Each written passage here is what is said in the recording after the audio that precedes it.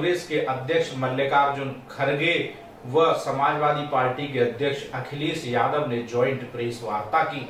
इस वक्त हम मौजूद हैं लखनऊ के ताज होटल पर और यहाँ पर अब से कुछ ही देर में कांग्रेस पार्टी के राष्ट्रीय अध्यक्ष मल्लिकार्जुन खड़गे जी और समाजवादी पार्टी के राष्ट्रीय अध्यक्ष श्री अखिलेश यादव जी अब से कुछ ही देर में पहुँचने वाले हैं और इस संयुक्त प्रेस वार्ता का इस ताज होटल में आयोजन होने जा रहा है अब से कुछ ही देर में। आइए आपको अंदर ले चलते हैं जहां पर अब से कुछ ही देर में प्रेस वार्ता शुरू होने वाली है।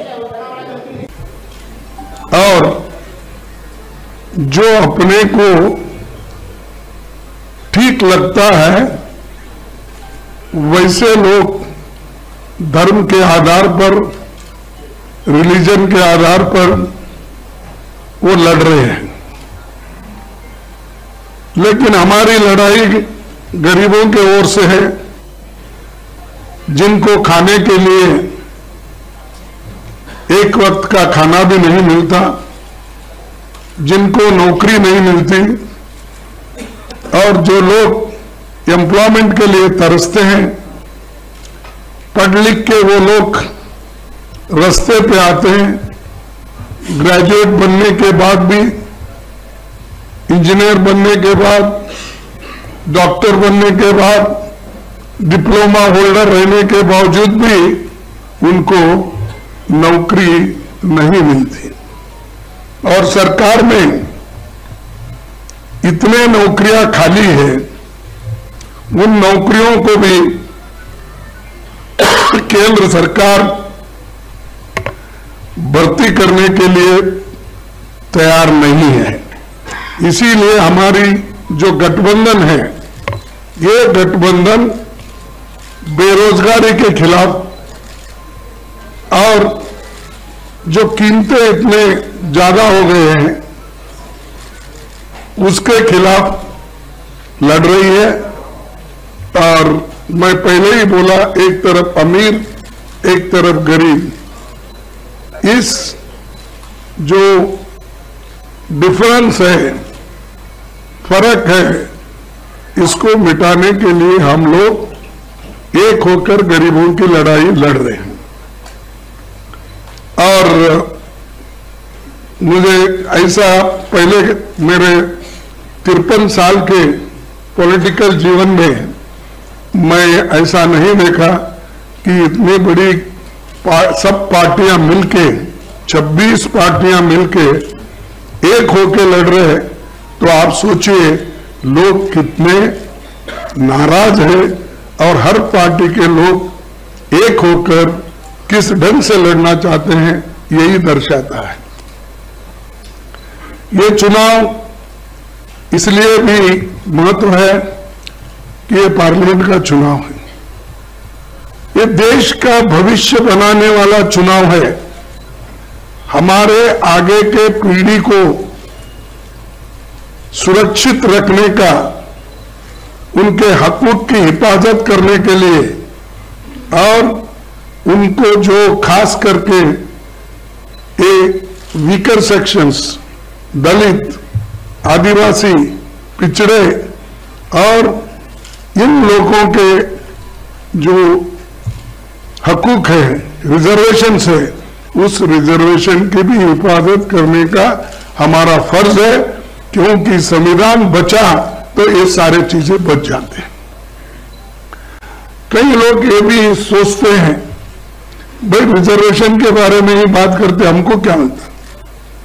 रिजर्वेशन लेने वाले थोड़े लोग हो सकते हैं, लेकिन देश के भविष्य को बनाने के लिए और संविधान को रक्षा करने के लिए, लोकतंत्र को बचाने के लिए हम सब मिलकर काम करना चाहिए, नहीं तो फिर हम गुलामी के अंदर चले जाएंगे।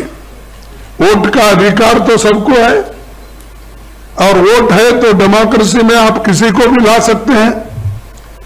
तो जब आप किसी को जो अपने आइडियोलॉजी और विचारधारा पे विश्वास रखते हैं उनको ला सकते हैं। अगर डेमोक्रेसी ही नहीं, अगर ऑटोक्रेसी है, अगर डिक्टेटरशिप है, कहां से अपने विचारधारा को अपने वोट डालेंगे। और किसको बोलेंगे। तो इसलिए ये जो है हम आपके लिए, आपके तरफ देखकर ये काम कर रहे हैं और बहुत बड़ा संघर्ष भी चल रहा है। यहां तक कि अपोजिशन पार्टी के लीडर्स को, जहां पर वो बीजेपी के मजबूत लोग हैं, वहां पर हमारे लोगों को नॉमिनेशन डालने से भी रोक रहे हैं। यहां तक कि अभी से उन्होंने शुरू किया, जिस इलेक्शन एजेंट हम बनाते हैं उसको डरा रहे हैं। और बहुत से ताजुब की बात है, हैदराबाद में मैं देखा कि एक महिला बीजेपी की जो कैंडिडेट है वो तो बुर्खा उठा उठा के देख रही है, चिट्ठियां कहां से है, क्या है, आप देखे होंगे। तो ये ऐसी स्थिति में फ्री फेयर इलेक्शन होता है? डरा डरा के आप इलेक्शन करते हो। इसीलिए लेवल प्लेइंग ग्राउंड होना चाहिए, लेकिन फिर भी हम लड़ रहे हैं मजबूती के साथ, एक होके आगे बढ़ रहे हैं। और ये 4 इलेक्शन के नतीजे देखने के बाद हमें ऐसा है, रिपोर्ट्स आए हैं कि गठबंधन आगे है और बीजेपी पीछे है। उसके बाद देखिए, देश को तो बहुत कुछ हमने दिया है, खासकर गांधी जी ने जो आजादी दिलाई, नेहरू जी ने जो अपना एक खत्म हो गया है। भारतीय जनता पार्टी का झूठ जितना पहाड़ चढ़ना था पहाड़ चढ़ चुका है, चोटी से अब उतरना शुरू हो गया है, अब लुढ़कना शुरू हो गया है।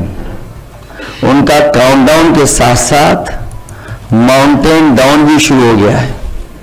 मैं अपने प्रेस के साथियों को भी 4 जून के जो सुनहरा समय आने वाला है उसके लिए बधाई दूंगा कि उस दिन फ्रीडम ऑफ प्रेस का दिन भी होगा।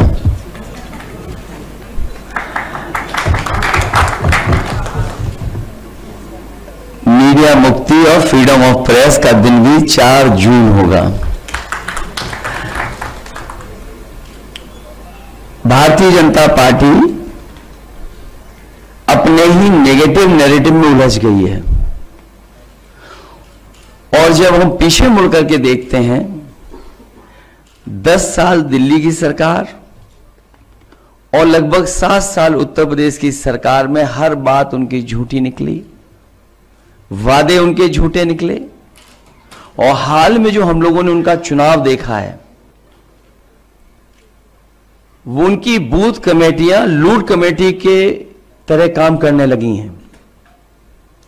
और जो जन समर्थन इंडिया गठबंधन के लिए जनता में दिखाई दे रहा है, आने वाले समय में 140 करोड़ की जनता भारतीय जनता पार्टी को 140 सीटों के लिए भी तरसा देगी।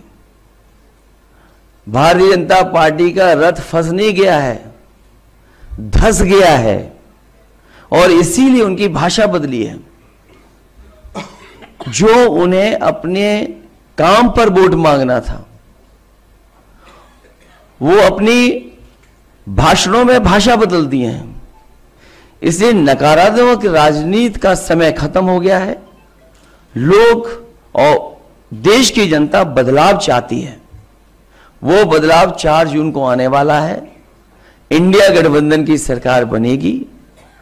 तमाम जो जनता के लिए और जो हमारा किसान बैठा देख रहा है कि किसान की मदद हो, सहयोग हो, खुशहाली के रास्ते पर किसान जाए, उसे जो झूठा सपना दिखाया गया था आय दोगुनी का और काले कानून ला करके जो उसके साथ अन्याय हुआ था, वो अभी किसान भूला नहीं है। वो थार से जो किसानों की जान गई, थार वाला घटना भी किसान भूला नहीं है। और इनकी सरकार में लाखों किसानों ने आत्महत्या की है। बुंदेलखंड का इलाका उत्तर प्रदेश का वो है जहां पर सबसे ज्यादा किसानों ने आत्महत्या की। जो जन समर्थन मुझे कल दिखाई दिया है, बुंदेलखंड के लोग भारतीय जनता पार्टी को खंड खंड कर देंगे। वहां पर कोई भी खाता खुलने वाला भारतीय जनता पार्टी का नहीं है। और मैंने कई बार कहा, फिर कहता हूं प्रेस के सामने, इंडिया गठबंधन उत्तर प्रदेश में 79 सीटें जीत रहा है और क्यूटो में लड़ाई में है। जो नौजवान देख रहा है कि उसकी हर परीक्षा, उसका पेपर लीक हुआ, जिन्होंने तैयारी करके गए, कोचिंग करके गए, और जब वो परीक्षा दे करके घर लौटे तो निराश हो गए क्योंकि परीक्षा का पेपर लीक हो गया। ये सरकार नौकरी नहीं देना चाहती है। नौकरी खोने से नौजवानों का 1/3 जीवन बर्बाद हो गया। कई मौकों पर कहा मैंने, वो गणित बताया कि अगर एक परिवार के 3 सदस्य इस सरकार से नाराज हैं, जो बेटा या बेटी परीक्षा लिखने गई थी और उसके केवल मां बाप को हम जोड़ दें, 3 गुणा 60 लाख बनता है 1 करोड़ 80 लाख, और 1 करोड़ 80 लाख अगर हम भाग दे दें 80 लोकसभाओं से, तो हर लोकसभा में 2,25,000 वोट कम भारतीय जनता पार्टी का हो गया। इसकी भरपाई कहां है? इसलिए पूरा सफाया होने जा रहा है।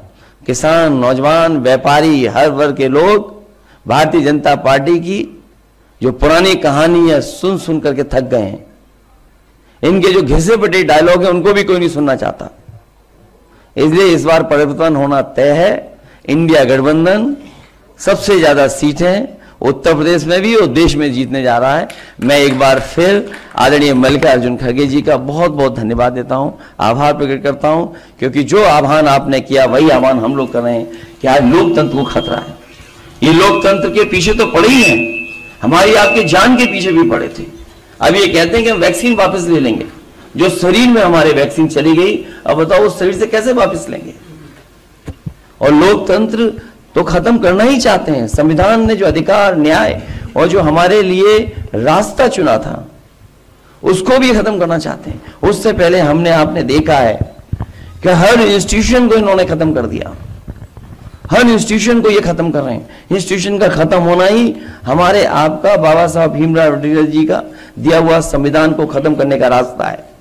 इसलिए देश की जनता लोकतंत्र को भी बचाएगी और भारतीय जनता पार्टी को इस बार हारने का काम करेगी।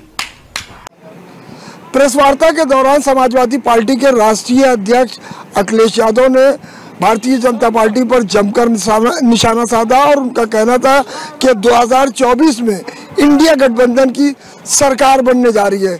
लेकिन 4 जून को तस्वीरें क्लियर हो जाएंगी और समय बताएगा किसकी सरकार बनने जा रही है। अपने सहयोगी अरविंद कुमार के साथ समाचार 24 न्यूज़ की ओर से मैं इकबाल अहमद।